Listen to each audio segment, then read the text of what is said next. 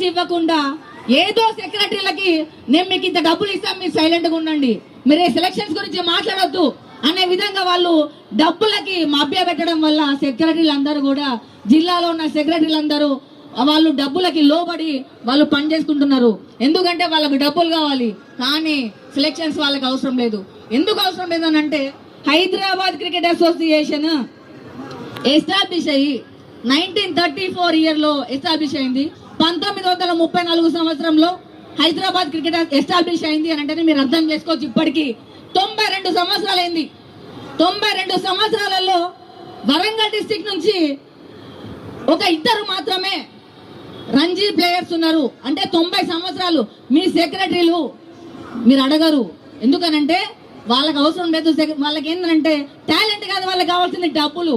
So next ఏంటంటే మహబూబ్ నగర్ జిల్లా నుంచి ఒక ఇద్దరు ఉన్నారు రంజీ ప్లేయర్లు.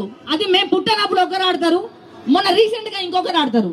సో నెక్స్ట్ రీసెంట్ గా ఆదిలాబాద్ జిల్లా నుంచి ఒక అబ్బాయి రంజీ టోర్నీలో ఉన్నారు. సో ఇప్పటి వరకు ఈ 3 జిల్లాలు తప్ప ఖమ్మం నుంచి రంజీ ప్లేయర్లు లేరు, కరీంనగర్ నుంచి రంజీ ప్లేయర్లు లేరు, ఉమ్మడి మెదక్ డిస్ట్రిక్ట్ నుంచి లేరు, నిజామాబాద్ నుంచి లేరు, నల్లగొండ నుంచి లేరు. సో ఇన్ని జిల్లాల నుంచి మీ సెక్రటరీలు అందరు గాడిదలుగా వస్తున్నారా నేను క్వశ్చన్ వేస్తున్నా.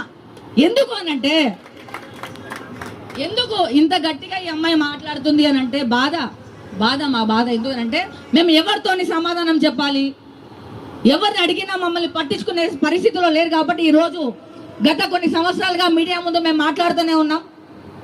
సో ఇన్ని జిల్లాల నుంచి రంజీ ప్లేయర్లు లేరు కదా, మరి సెక్రటరీలుగా మీరెందుకయ్యా మాకు అసలు మీరెందుకు ఉండి మీరెందుకు క్వశ్చన్ వేయరు?